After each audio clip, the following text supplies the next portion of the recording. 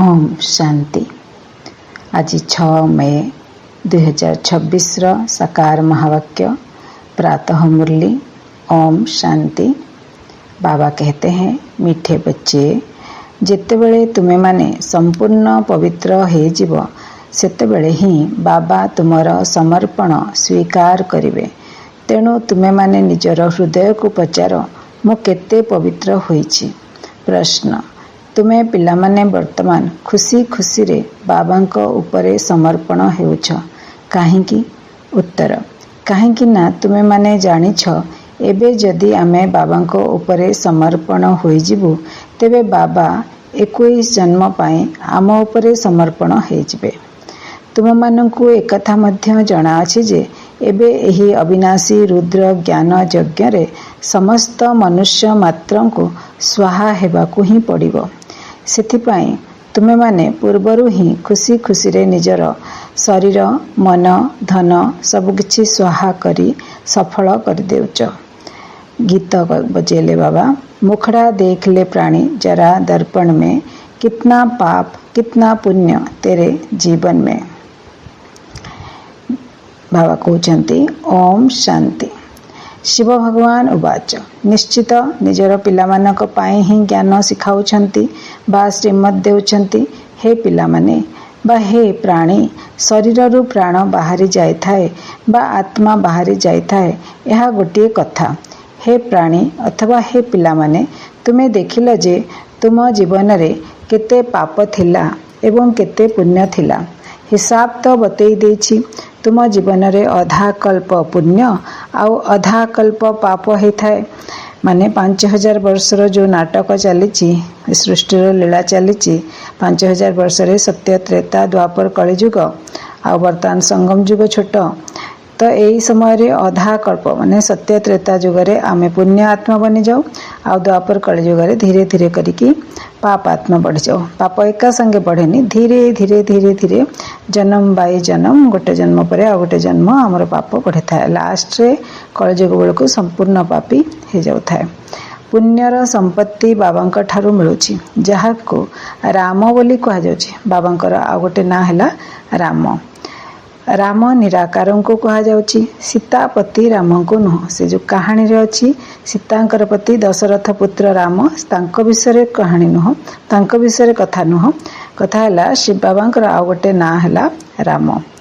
राम नाम सत्य है कहंती, माने शिव बाबा सत्य है बाकी दुनिया मिथ्या है। आउरी राम बोली कहंती भगवान को। तेबे एबे तुमे पिला माने जो माने कि ब्रह्मा मुखवंशावली ब्राह्मण होइछ, ब्रह्मा मुखवंशावली ब्राह्मण होइछ, तुम मानकर बुद्धि रे एही कथा एबे आसीगलानी जे निश्चित भावरे अधा कल्प आमे पुण्य आत्मा ही थिलु, पुणी अधा कल्प पाप आत्मा हे जाइछु। एबे पुण्य आत्मा हेबार अछि।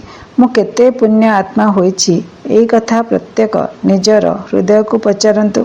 मु बाबा को मुरली शुणिलिनी, एते वर्ष हेलाणी केते मास हेलाणी, आ मु निजको केते परिवर्तन करिछि निज हृदय को पचार। पाप आत्मा रु पुण्य आत्मा केते बनिछि कि किछि बनिनी, तो सेटा निजर चेकिंग कर। पाप आत्मा रु पुण्य आत्मा किपरि हेबो ताहा मध्य बाबा बुझाई देछंती। बाबा मुरली रे बाबा बाबा कहउछंती, से हेले निराकार बाबा, से हेले शिव, शिव भगवान, जहाको आमे लिंग रूप रे पूजा करछे। तांकर शरीर नाही, से विदेही, से अशरीरी।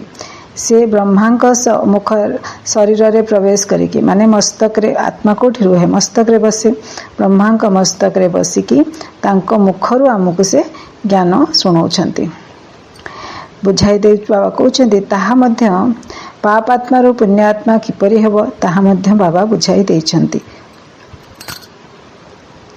यज्ञ तप आदि करिबा द्वारा तुमे पुण्य आत्मा होई परिबो नाही। ताहा हेला भक्ति मार्ग। ताहा द्वारा केही भी मनुष्य पुण्य आत्मा होई नथांती। एबे तुमे पिला माने जानुछ आमे पुण्य आत्मा हेबाको जाउछे। आमे दुनियार मनुष्य मानकु देखिबा, आज भल अछंती, धीरे धीरे धीरे धीरे कौन कौन पाप कर्म करिकी पुणी पुण्य आत्मा माने पाप आत्मा बनी जाउछंती। तो समस्ते तळको खसुछंती, नुआ रु पुराना होउछंती, धीरे धीरे करी होउछंती। बाबा कहते आसुरी मतरे चली पापात्मा होइजिबा द्वारा सीढ़ी तूलक खसी खसी आसिले केते समय आमे पुण्यात्मा हेउचे बा सुखर संपत्ति नेउछु यही कथा काहाकु भी जना नाही। सेही बाबा को तो सबु मनुष्य स्मरण करुछंती तांकु ही परमपिता परमात्मा कहउछंती।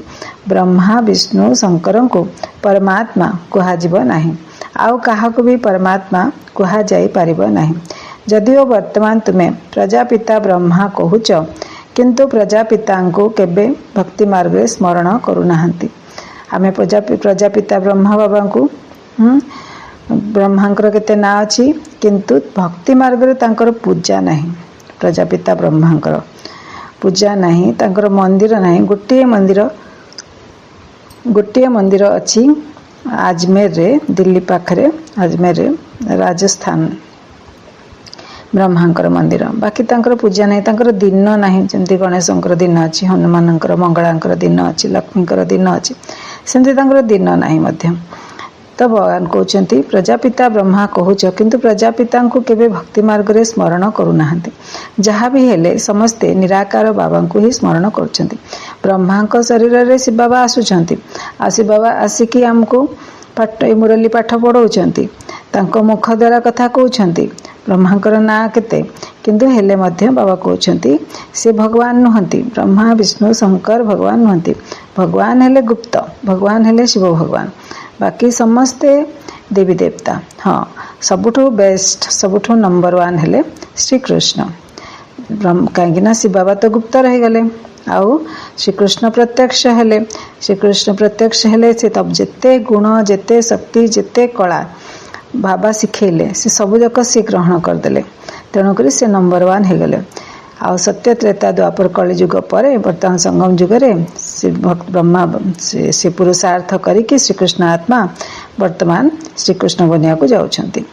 नुआ दुनिया आसीबो सेत लगी बाबा कहउछंती मनमना भव माने श्री बाबा को याद करो पुणी मध्याजी भव माने श्रीकृष्ण को याद करो। मध्य रे विष्णु माने श्रीकृष्ण अछंती तांको याद करो कहीं तांको सांगरे ही हमें रहिबा। श्रीकृष्ण को सांगरे ही हमें रहिबा। सत्य युग रे श्रीकृष्ण रहिबे आ तांको सांगरे ही हमें रहिबा। तांको सांगरे ही हमें चलिबा बुलिबा पिकनिक पाई जिबा पाठ पढ़िबा तांको सांगरे करिबा तांकरी दुनिया रे रहिबा। तेणु तांको भलिया न हेले केमती हे जाई परिबा न हेले केमती करि परिबा एते। तो बाबा कहते जहाँ भी हेले समस्ते निराकार बाबा को ही स्मरण करछंती। हे ईश्वर पिता हे भगवान अक्षर ही मुखर बाहरी जाए थाए से ही जन को ही स्मरण करछंती। मनुष्य निजर गॉड फादर बा ईश्वर पिता कहि परिबो नाही। ब्रह्मा विष्णु शंकर मध्य निज को गॉड फादर कहि परिबे नाही। इंग्लिश माने गॉड फादर कहउचंती आमे भगवान बोली कहउचे भगवान बापा बोली कहउचे से माने अल्लाह बोली कहउचंती। इंग्लिश लोक माने गॉड फादर कहउचंती। ब्रह्मा विष्णु शंकर मध्य निजको गॉड फादर कहि परिबे नाही। सेमानंक शारीरिक नाम तो रहिछि ना ब्रह्मांकर विष्णुकर शंकरंकर शारीरिक नाम तो रहिछि ना। केवल जणे मात्र ईश्वर पिता ही अछंती जहांकर निजर शरीर नाही। केवल ए दुनिया रे गोटे जणे ही अछंती शिव बाबा जार निजर शरीर नाही। बाकी आम समस्तंकर शरीर अछि। आमे भिन्न भिन्न नाम रूप धारण करिकी भिन्न भिन्न समय रे पाठ करुचे ड्रामा रे एक्टिंग करुचे निजर शरीर नाही। ईश्वर पिता ही अछंती जहांकर निजर शरीर ही नाही। भक्ति मार्ग रे मध्य शिवंकर बहुत पूजा करुछंती। एबे तुमे पिला माने जानिछ शिव बाबा एही शरीर द्वारा आम सहित कथावार्ता होउछंती। हे पिला माने केते स्नेहर सहित कहउछंती एवं बुझुछंती जे मु समस्तंकर पतित पावन सद्गति दाता अटे। मनुष्य माने बाबांकर महिमा करुछंती ना किंतु सेमानंकु एक कथा जणा नाही जे से 5000 वर्ष परे आसुछंती। निश्चय जेतेबेले कलिजुगर शेष समय हेबो सेतेबेले तो आसीबे। जेहेतु एबे कलिजुगर शेष समय तेणु निश्चित एबे ही आसीछंती। मझिरे आसिकी कौन करिवे मझिरे किछि काम नाही तांकर। भक्ति आमे सब भक्ति करुथुवा दुनिया रे केते लोक भक्ति करूछंती भक्तिर फल देबे किंतु अंत समय आसीबे परिवर्तन करिया पे। जेतेबेले पूरा पुराना हे गला जर्जरीभूत हे गला सरी गला सब शक्ति सरी गला सब सेतेबेले आछंती पुनी नुआ बनेबा पे। एबे ही आसुछंती। तुम मानंकु श्रीकृष्ण पढ़ाऊ नाहांती। श्रीकृष्ण केतବେଳେ पाठ पढ़ाइबाटा आमे देखिने। श्रीकृष्ण पाठ पढ़ाऊ नाहांती। तुमको एबे श्रीमत मिलुछि। श्रीमत कृष्णଙ୍କର मत नुहे। श्रीकृष्णଙ୍କର आत्मा ମଧ୍ୟ श्रीमत द्वारा देवता होइथिले। पुणी 84 जन्म नेई एबे तुमे माने आसुरी मतर अधीन हो जाइछ। बा कहते कौन श्रीकृष्ण पढ़ऊ नाहांती। से तो छोटा बच्चा थिले, बड़ होइकरी नारायण बनिले। तुमको एबे श्रीमत मिलुछि। श्रीमत कृष्णଙ୍କର मत नुह। श्रीमत है कृष्णଙ୍କର मत नुह, सी हेले शिव बाबाଙ୍କର मत।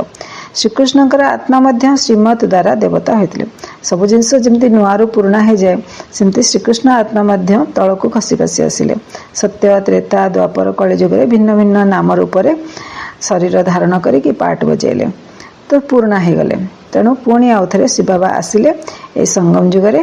पुणी तांकु श्रीमत देले। श्रीकृष्णर आत्मा को श्रीमत देले, जे कि ब्रह्मा आत्मा तांकु श्रीमत देले। से मध्य ताकु बहुत खुशी रे श्रीमत सब पालन कले, आज्ञा पालन कले। तापरे पवित्र बनिले आउ श्रेष्ठ संकल्पधारी बनिले। तापरे वर्तमान से श्रीकृष्ण पद पाइबा पई योग्य बनि जाइछंती। सृष्टि आरंभ हेले से श्रीकृष्ण ब्रह्मा आत्मा जीवे परमधाम, सेठु तळको ओल्हेबे, श्रीकृष्णଙ୍କର शरीर प्राप्त करिवे। तो बाबा कहते श्रीकृष्णଙ୍କର आत्मा ମଧ୍ୟ श्रीमत द्वारा देवता होइथिले। पुणी 84 जन्म नेई एबे तुमे माने आसुरी मतरे अधीन हो जाइछ। बाबा कहउछंती मु सेतबेले आसुची जेतबेले तुमर 84 जन्मर चक्र शेष 84 जन्मर चक्र शेष हेउची। तुमे जो माने आरंभरू आसीथिल एबे जरा जीर्ण शीर्ण अवस्था अच्छ। वृक्षटी जदि पुराणा जीर्ण शीर्ण अवस्था हो जाए तेबे सारा वृक्ष ही से भली हो जाए थाए। बाबा बुझाउछंती तुमे माने तुम प्रधान बा पतित हेबा कारणरू तुमे माने तुम प्रधान बा पतित हेबा कारणरू समस्ते तुम प्रधान हो जाइछंती। एही मनुष्य सृष्टि भिन्न भिन्न धर्मर वृक्ष अटे। कल्प वृक्ष है भिन्न भिन्न धर्मर समाहार। माने मूलगंडी है सत्य त्रेता, मूलगंडी है देवी देवता मानकर धर्म, आदि सनातन देवी देवता धर्म।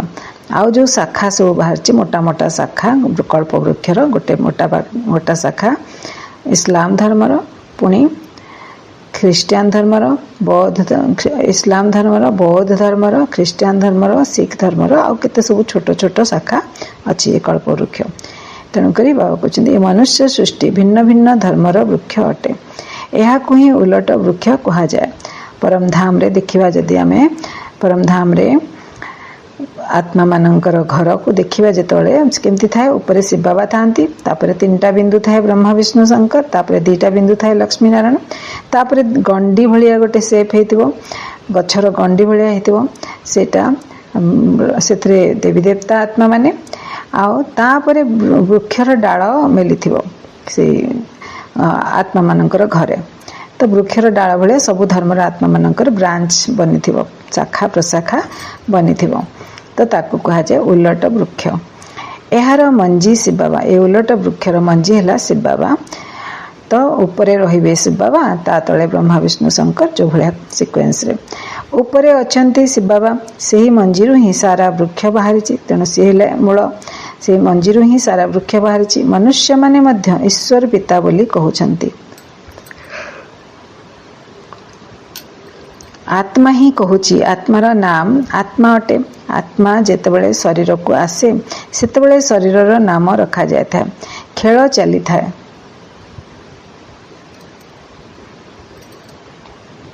खेल चली थाए। आत्मा मानकर दुनिया रे खेल चली न थाए।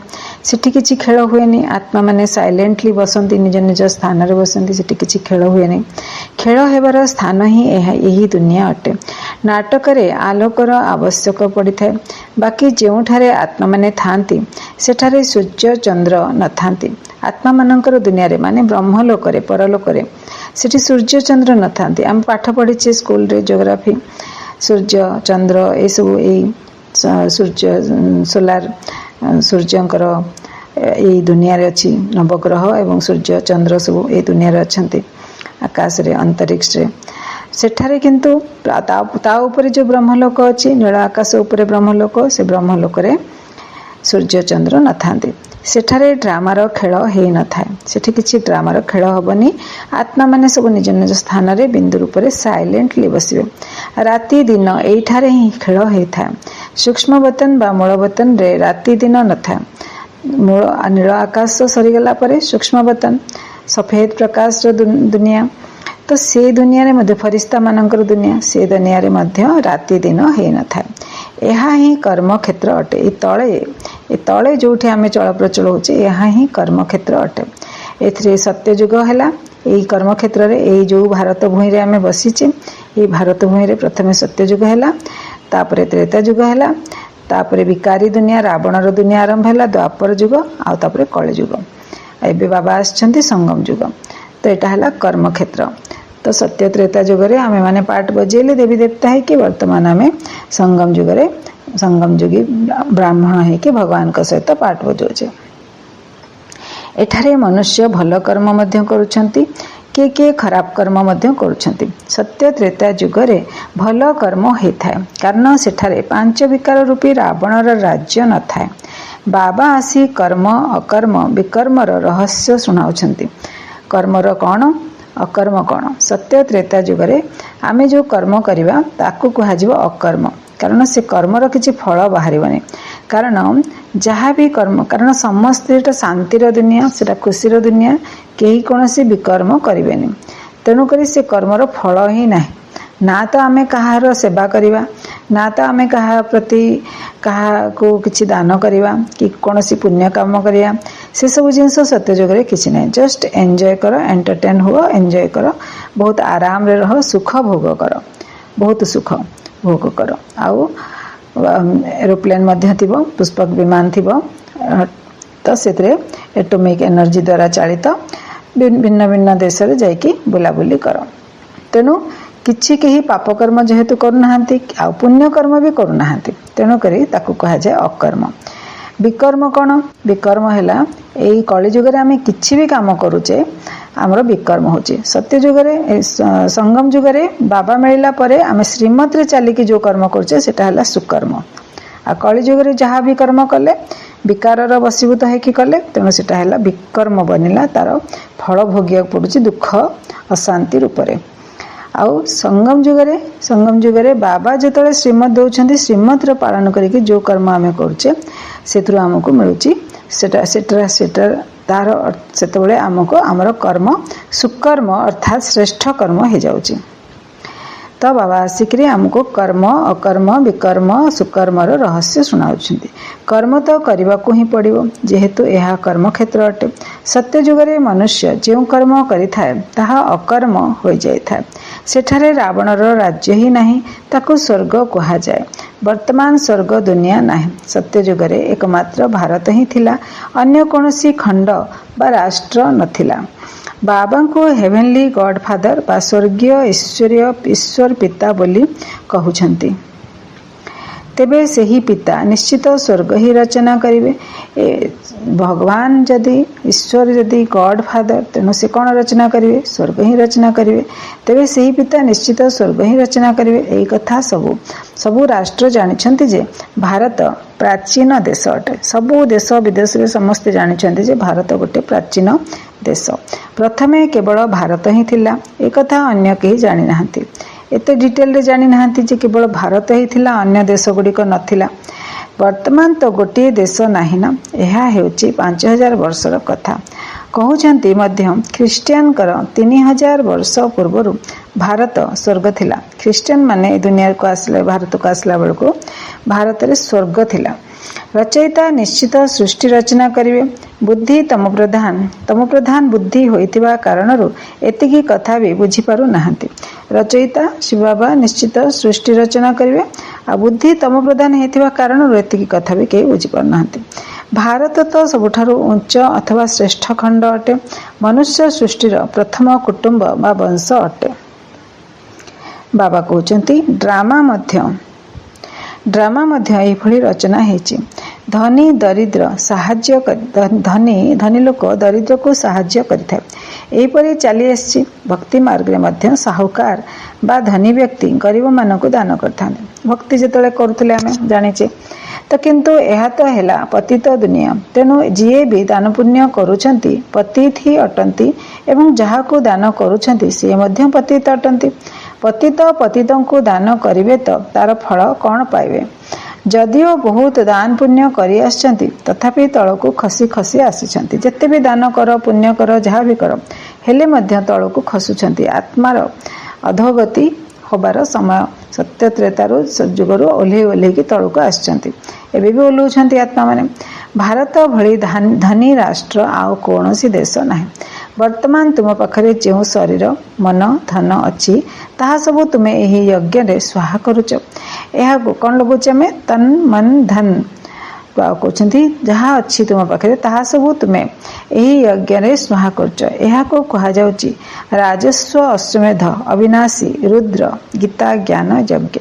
राजस्व अश्वमेध अविनाशी रुद्र गीता ज्ञान यज्ञ। आत्मा कहूची जो पुराना शरीर रही एठारे स्वाहा करने को हेबो। पुराना शरीर जो आमर रोची आमे ताको सेबारे लगे दबा यह को मध्य एठारे स्वाहा करने को हेबो। कारण तुमे जानिछ सारा दुनियार मनुष्य एथिरे स्वाहा हेबाको जाउछंती। किछि वर्ष रे सारा दुनियार मनुष्य माने एठी स्वाहा हेजिबे। आमे काहेकि खुशी खुशी रे बाबा को ऊपर समर्पण न हवा। आत्मा जानिछि जे मु बाबा को स्मरण करुछि। आत्मा मध्य कहि आसुछि बाबा आपण जेबे आसीबे तेबे मु आपणको ऊपर समर्पण हेजिबे।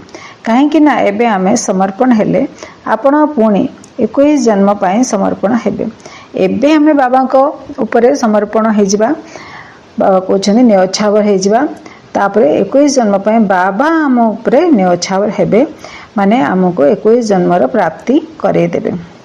यह सौदागरी बा व्यवसाय अटे। बाबा सहित एटा हमर सौदा सौदागरी तो व्यवसाय बिजनेस। आमे आपणको ऊपर समर्पण हेबा द्वारा आपण मध्य 21 थर आम ऊपर 21टा जन्म पाई सत्य त्रेता जुगरे 2500 वर्ष पर्यंत बाबा आम ऊपर समर्पित हेउछन्ती। बाबा कहउछन्ती जे बाबा कहउछन्ती जे पर्यंत तुमर आत्मा पवित्र होई नाही से पर्यंत मु तुमर समर्पण को स्वीकार करिबी नाही। जदि पवित्र आत्मा ही बाबा को पाखरे न्योछावर हे परिबो। बाबा कहउछन्ती मते केवल मने पकाओ तेबे तुमर आत्मा पवित्र हे जिवो। बाबा को याद करिबा आत्मा पवित्र हे जीव। बाबा को भूली जिबा द्वारा तुमे केते पतित दुखी हे जाइछ। मनुष्य दुखी होई गले अन्य पाखरे शरण नै था। मनुष्य दुखी हे गले अन्य पाखरे शरण नै था। एबे तुमे 63 जन्म हेलानी। रावण द्वारा बहुत दुखी हे जाइछ। गोटे सीतार कथा नुहे। गोटे त्रेता जुग एते समय रे कोन गोटे सीतांकर कहानी कथा चली थिबो बारंबार।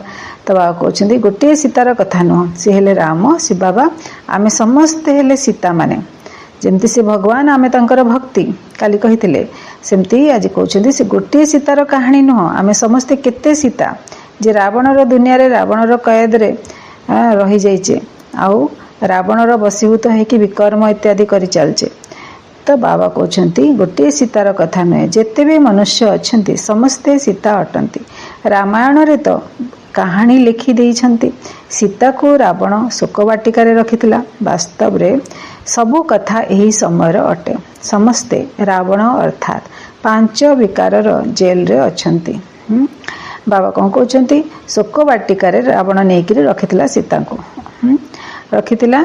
तापरे बाबा कहउछन्ती तार अर्थ हैला आमे सब आत्मा माने रावणर 5 विकार 10 विकारर वशीभूत हेकि से विकारर जेल रे आमे बंद थिले। बाबा आसिकी सब विकार गुड़ाक विषय बुझेकी आमको निर्विकारी धीरे धीरे बनाउछन्ती। केते विकार आमे छाड़ी देला परे आमको केते हल्का लागुची।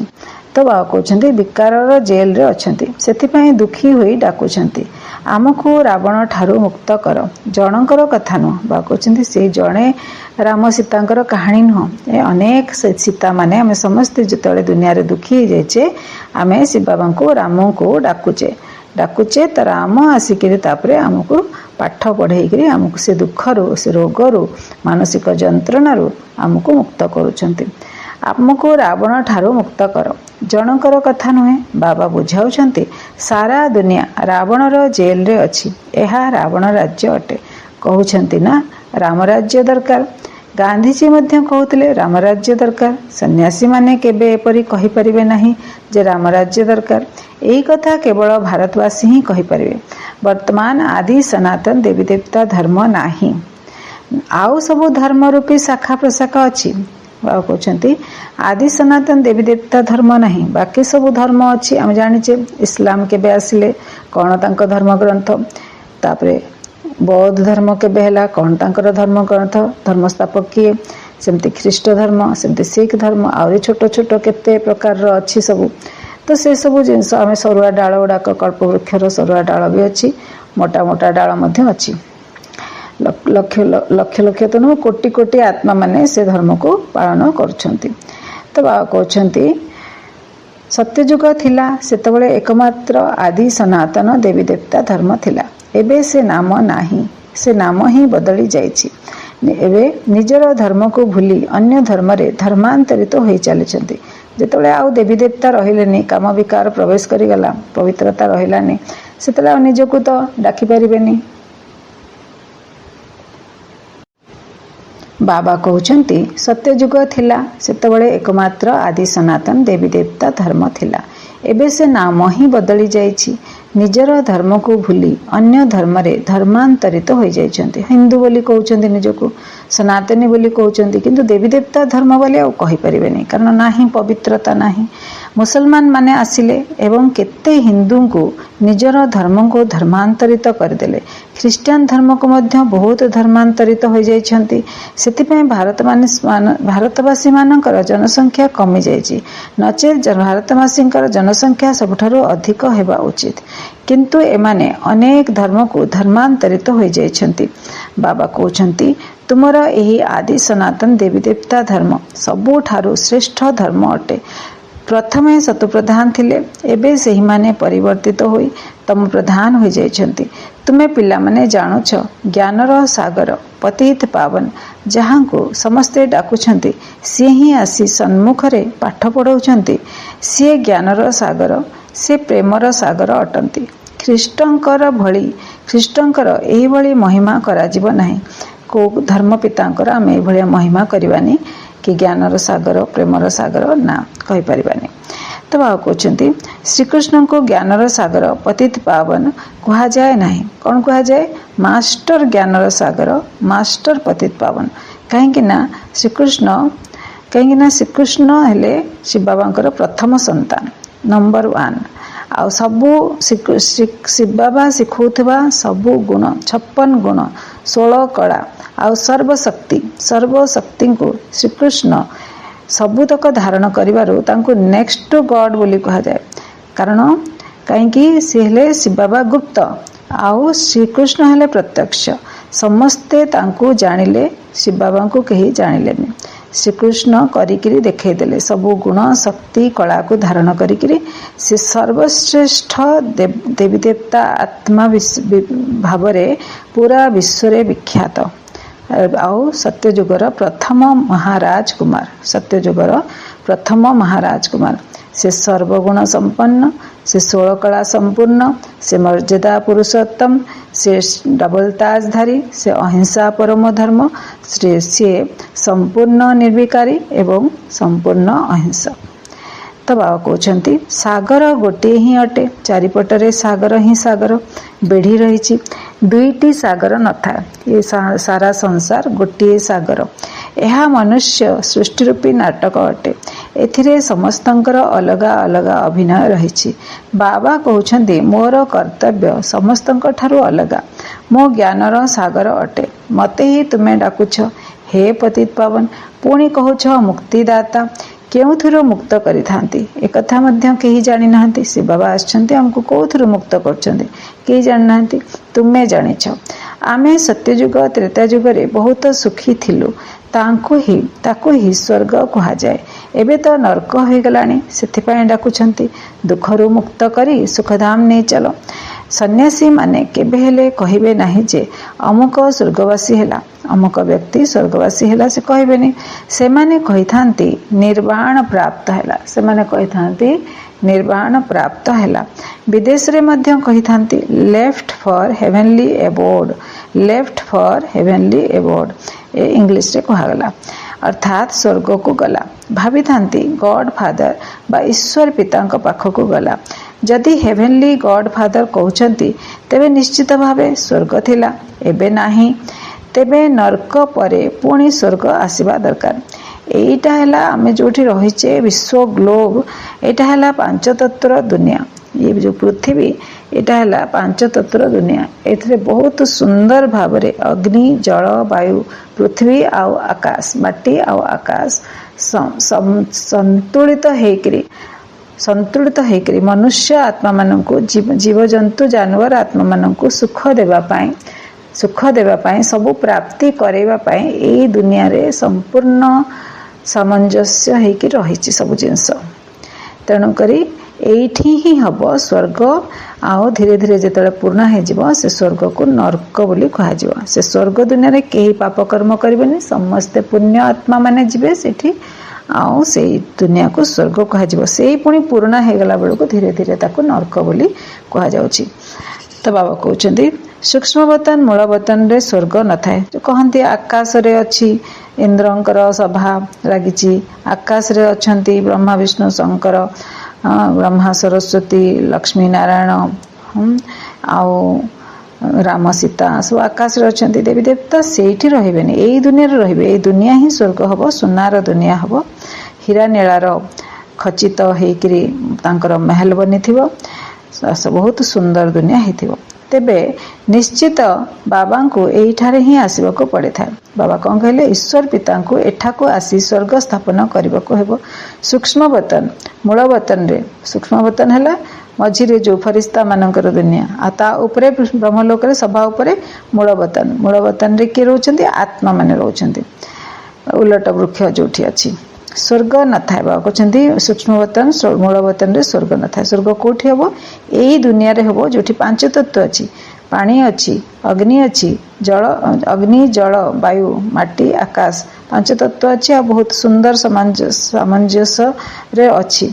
तेबे निश्चित बाबा को एठा को ही आसीबा को पड़ी थाए, ए दुनिया को ही बाबा को आसीबा को पड़ी थाए। बाबा कहउछंती मु आसी प्रकृतिर आधार नेउछि, मोर जन्म मनुष्य मानक भଳି नुहे, मु गर्भ को आसु नाही। बाबा कहउछंती अन्य मनुष्य माने तुम मानक भଳିया किंबा देवी देवता मानक भଳିया मोर जन्म से भलिया नुहे, मु मातृगर्भरु आसीबी नाही, मातृगर्भ को जीवी ही नाही, मु गर्भ को आसु नाही, तुमे समस्ते गर्भ को आसुच। सत्य युग रे गर्भ महल थाए, सत्य युग रे जो गर्भ थिबा ताकू कहा जिवो महल, गर्भ महल होई थाए। कारण सेठारे कोनोसी विकर्म न थाए जहा पाई दंड भोग करबा को पड़िबो। गर्भ हैला गोटे जेल, कलि युग रे ताकू कहा जिवो गर्भ जेल। माने मनुष्य जेतले पाप कर्म करछंती गर्भ को जाउछंती, से गर्भ भितरे एकेला आत्मा 5 मास जेतले बितौची, 4 मासर शरीर भितरे प्रवेश करूची आत्मा, गोटे शरीर छाड़ी की से शरीर प्रवेश करूची, सेतले से रियलाइज करूची जे मु कोन कोन पाप कर्म करी के आसीची। 5 मास आत्मा जेल भितरे रहूची, तो केते जो पाप कर्मर फल से दंड से सेठी भोगी दउची। सत्य युग रे गर्भ महल होई थाए, कारण सेठारे कोनोसी विकर्म न थाए जहा पाई दंड भोग करबा को पड़िबो, सेथिपय ताकू गर्भ महल बोली कहा जाय। एठारे आत्मा विकर्म करि थाए, एठारे आत्मा विकर्म करि थाए, कलि युग रे विकर्म करथाए, जहार दंड भोग करिया को पड़िथाए, सेथिपय एहाको गर्भ जेल कहा जाय। एठारे रावण राज्य रे मनुष्य पाप करि चलिछंती। देखंतु आपण आसपास देखिबे केते लोक केते प्रकार पाप करि चलिछंती, नॉन स्टॉप करि चलिछंती, रुकु नाहंती जमा। एहा पाप आत्मा मानकर ही दुनिया, ताहा हेउची पुण्य आत्मा मानकर दुनिया। स्वर्ग सेथिपय कहा जाय। अश्वत्थ पत्र उपरे श्रीकृष्ण भासी भासी आसीथिले, एही परि श्रीकृष्णकर महिमा करथांती। गोटे अश्वत्थ पत्र उपरे गोटे बच्चा भासी भासी आसिला, पाटी रे अंगूठा देकरी। बाबा कहउछंती प्रलय पयोधि जले गीत भी बनेछंती। तो स्वर्ग सेथिपय कहा जाय। अश्वत्थ पत्र उपरे समुद्र रे भासी भासिकी श्रीकृष्ण आसिले। तो तार अर्थ है अश्वत्थ पत्र भलिया भारतर आकृति हेतिबो। भारतर मानचित्र अश्वत्थ पत्र भलिया तो बहुत लंबा चौड़ा बहुत बड़ हो भारत। आ श्रीकृष्ण ताधरे भासी भासी आसिले माने श्रीकृष्ण आसिकी स्वर्ग रे जन्म हेले। उपरु आसिले आत्मा देवी देवता आत्मा उपरु परम धाम रु आसिले आ एठी जन्म हेले। एठी थिला स्वर्ग। एहीपरि श्रीकृष्णଙ୍କର महिमा କରିଥାନ୍ତି। सत्ययुगरे गर्भ मध्य दुख अनुभव होई न थाए। सत्ययुगरे गर्भ महलरे आत्मा बड़ आराम रे रहिबो ताकू किछि दुख अनुभव होई न थाए। बाबा कर्म अकर्म विकर्मर गति विषय रे बुझाउछंती जहार पुणी गीता शास्त्र रचना करा जायछि। आमे बुझिगले कर्म कोन अकर्म कोन विकर्म कोन। सत्य त्रेता युगरे अकर्म कर्मर फल नाही काहेकि ना किछि कनिष्ठ कर्म करू नाहंती किंबा किछि श्रेष्ठ कर्म मध्य करिवा दरकार पडुनी। आ कଳି युगरे विकर्म ही चलछि विकार रु वशीभूत है कि विकर्म करछंती। आबे संगम युगरे बाबा हमको सुकर्म श्रेष्ठ कर्म सिखौछंती जहा फल रे आमे पुणी सत्य त्रेता युगर मालिक बनि जिवा। सत्य त्रेता दुनिया रो मालिक बनि जिवा। तो बाबा कहते गीता शास्त्र रचना करा जायछि किंतु सेथिरे शिव भगवान उवाच परिवर्ते श्रीकृष्ण नाम लिखि देछंती। मनीष माने ही लिखि देछंती। सेथिरे लिखा हितला शिव भगवान उवाच। भगवान उवाच माने भगवान हेले शिव बाबा आ श्रीकृष्ण भगवान उवाच लिखा जायछि लम लिखि देछंती। एबे तुमे माने जानुछ आमे जानिले श्रीकृष्ण किए। एबे तांकर महिमा आमे सुनिले सर्वगुण संपन्न 16 कला संपूर्ण डबल ताजधारी अहिंसा परम धर्म तापरे संपूर्ण अहिंसक डबल ताजधारी संपूर्ण अहिंसक संपूर्ण निर्विकारी। श्रीकृष्ण ए महिमा। श्रीकृष्ण हेले पूरा विश्वर मालिक जगतर नाथ लॉर्ड जगन्नाथ लॉर्ड श्रीकृष्ण। तो पूरा संसार मालिक शिव बाबा संसार मालिक नुहंती। शिव बाबा गुप्त तांको से तो बिंदु रूप तेणु से भोजन मध्य करेनि से वस्त्र मध्य परिधान करने शरीर तांकर निजर नाही। तेणु श्रीकृष्ण सबकिछि पाइले से हेले नंबर 1। तो बा कहते एबे तुमे माने जानुछ आमे बेहद बाबा ठारू बेहद सुख संपत्ति नेउछु। एबे भारत रावण द्वारा श्रापित हो जाइछि। एबे भारत रावण द्वारा श्रापित सेथिपाई दुर्गति हो जाइछि। एही बड़ अभिशाप मध्य ड्रामा रे निर्धार्य रहिछि। बाबा आसी वरदान देउछंती आयुष्मान भव पुत्रवान भव संपत्तिवान भव सबु प्रकार सुखर संपत्ति तुम देउछंती। तुमको आसी पाठ पढ़ौछंती जो पाठ पढ़ा द्वारा तुमे देवता हेउछ। वर्तमान नुआ सृष्टिर रचना करा जाउछि। ब्रह्मांक द्वारा शिव बाबा तुमको निजर करुछंती। गायन मध्य हेउछि प्रजापिता ब्रह्मा। तुमे तांकर संतान ब्रह्मा कुमार ब्रह्मा कुमारी होइछ। जेजे बापांक ठारू पिता ब्रह्मांक माध्यम रे संपत्ति नेउछ। पूर्वरु मध्य नेइथिल एबे पुणी बाबा आसिछंती। समस्ते बाबांकर संतान तेबे समस्त को बाबांक पाखकु जिबा दरकार। दुनिया रे जिते मनुष्य आत्मा अछंती से समस्ते हेले बाबांकर संतान तेणु समस्ते तांक पाखकु जिबा दरकार। किंतु गायन रहिछि प्रजापिता ब्रह्मांक द्वारा मनुष्य सृष्टिर स्थापना हुए। तेणु एही ठारे अर्थात पुराणा दुनिया रे हेबना आत्मा संबंध रे कहंती आमे भाई भाई अटु। प्रजापिता ब्रह्मांकर संतान हेबा द्वारा आमे भाई भौणी हे गलु। आत्मा आत्मा परमात्मांकर संतान सबु समस्ते गोटे गोटे आत्मा परम धाम रे आत्मार दुनिया रे रहला वाला आत्मा आमे समस्ते आत्मा आत्मा भाई भाई। आउ जेतोळे आमे शरीर धारण करूचे तो सेतोळे आमे प्रजापितांकर संतान प्रजापितांकर संतान प्रजा से हेले प्रजापिता ब्रह्मांकर संतान हेबा द्वारा आमे हे गलु भाई भौणी। कहीं ना आमे शरीर धारण कले परम धाम रे आमे आत्मा रूप रे रहले सेठी शरीर नाही तेणु पुओ नाही कि झियो नाही पुंगलिंग नाही कि स्त्रीलिंग नाही। आमे समस्ते कौन आमे समस्ते भाई भौणी हेबा केबे जेतळे आमे प्रजापिता ब्रह्मांकर संतान बनिले। तुमे भाई भौणी होछ। वर्तमान तुमे समस्ते भाई भौणी वर्तमान तुमे समस्ते भाई भौणी अट। तुमे माने बाबांक ठारू संपत्ति नेथिल एबे मध्य तुमे माने बाबांक ठारू संपत्ति नेथिल एबे मध्य बाबांक ठारू संपत्ति नेउछ। शिव बाबा कहउछंती मते मने पकाओ। तुम माननको शिव बाबा को स्मरण करबा को हेबो। स्मरण करबा द्वारा ही तुमे पावन हेबो। आउ कौनसी उपाय नहीं। पवित्र न हवा पर्यंत तुमे मुक्ति धाम को जाई परिबो नहीं। जीवन मुक्ति धाम रे बा सत्ययुगे प्रथमे प्रथमे आदि सनातन देवी देवता धर्म थिला। पुणी क्रमान्वय अन्यान्य धर्म आसिला। बाबा शेष रे आसी समस्तंकु दुखरु मुक्त करुछंती। सत्य त्रेता जुगरे सुख थिला, द्वापर जुगरे मध्य सुख थिला। आदि सनातन देवी देवता धर्म थिला सत्य त्रेता जुगरे। पुणी धीरे धीरे अन्य आत्मा माने अन्य धर्म पिता माने आसिले, धर्म स्थापन कले। से धर्मर आत्मा माने आसिले, जनसंख्या बढ़िला।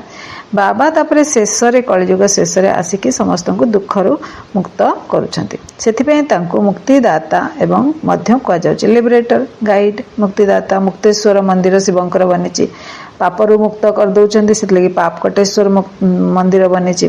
बाबा कहउछंती तुमे माने केवल मते मने पकाओ, तेबे तुमरो पाप भस्म हे जिवो।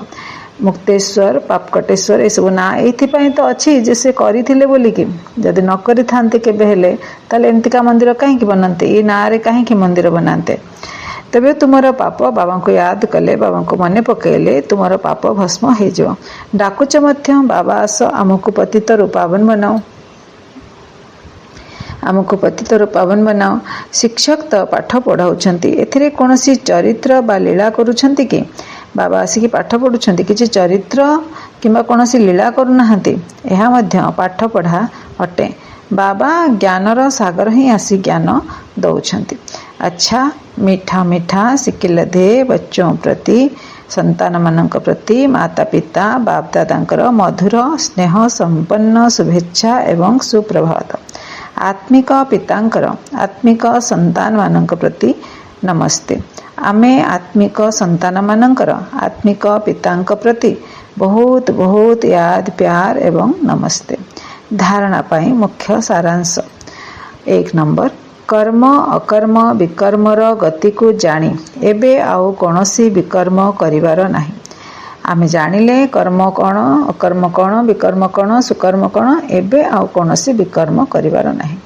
एही कर्म क्षेत्र रे कर्म धंदा करी मध्य विकार गुडी को त्याग करिबा ही कहउछिनी। कर्म क्षेत्र रे कर्म धंदा करी मध्य विकार गुडी को त्याग करिबा ही विकर्मरो मुक्त हेबा। एभळे पवित्र हेबार अछि जे जहाँकि आमर समर्पण को बाबा स्वीकार करिनेबे।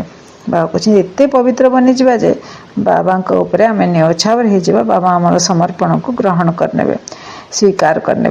एबे पवित्र हुई पवित्र दुनिया को जीवाकू हेबो। तेणु शरीर मन धन, तन मन धन को यही यज्ञ रे स्वाहा करी सफल करने को हेबो। समय रे ठीक समय रे सफल करवा। वरदान नॉलेज, बाबा वरदान दौरान नॉलेज अर्थात ज्ञानर आलोक एवं शक्ति द्वारा विघ्न विनाशक हेउथिबा मास्टर नॉलेजफुल भव। बाबा कौन कहले वरदान रे? नॉलेज अर्थात ज्ञानर आलोक एवं शक्ति द्वारा विघ्न विनाशक हेउथिबा मास्टर नॉलेजफुल भव। भक्ति मार्ग रे गणेश को विघ्न विनाशक कही पूजा करुथांती। एथि सहित तांको मास्टर नॉलेजफुल अर्थात विद्यापति मध्य कहउछंती। तेणु जो पिला माने मास्टर नॉलेजफुल हे थांती माने विद्यापति ही थांती, से माने केबे हेले विघ्न ठारू परास्त हे परिबे नाही। काहेकि ना ज्ञान को लाइट माइट अर्थात आलोक एवं शक्ति कहा जाए, जहाँ साहाय्य लक्ष्य स्थल रे पहुँचवा सहज होता है। से भले जो माने विघ्न विनाशक अटंती बाबा साथी रे सर्वदा जुगल रूप में रही ज्ञान को स्मरण कर चलती, से माने केबे भी विघ्न ठारू परास्त हो पारिबे नाही। बाबा कहउछंती बाबा साथी रे सर्वदा जुगल रूप में रही ज्ञान स्मरण कर चलती, से माने केबे भी विघ्न ठारू परास्त हो पारिबे नाही। स्लोगन बाबा कहउछंती भितरे बाहरे जहाँ भी सबू दोष दुर्बलता रही सेगुड़ी को जदि संपूर्ण रूप से दान करदेव तेबे तुमर इच्छा शक्ति दृढ़ हो। बाबा कहउछंती भितरे बाहरे जहाँ भी दोष दुर्बलता रही मो आत्मा मनीष आत्मा भितरे सेगुड़ाक जदि मु पूर्ण रूप से दान करदेवी बाबा को, तेबे तुमर आमर इच्छा शक्ति दृढ़ हो। ये अव्यक्ति सारे ही सर्वदा अचल अटल एवं एक स्थितिर अनुभव करो। एबे निजे अनुभवी होई अन्य माननको मध्य अचल अटल रहिबार अनुभव कराइबार समय अटे। एबे खेलिबार समय समाप्त हैला। तेणु एबे समर्थ होई निर्बल आत्मा माननको समर्थ करि चलो। जदि तुम भितर निर्बलतार संस्कार रही तेबे अन्यमानंको मध्य निर्बल करदेव। तेणु ज्ञानर समाप्ति पॉइंट गुड़िकरे अनुभवी होगा पाई एकांत प्रिय हुओ, एकाग्रतार अभ्यास को बढ़ाओ।